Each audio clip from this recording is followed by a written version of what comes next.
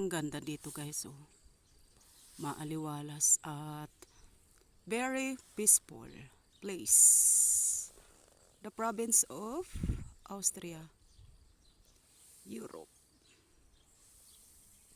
So ang ganda-ganda ng ayan oh, ang ganda-ganda ng kanilang farmers. Kasi lahat nakaayos.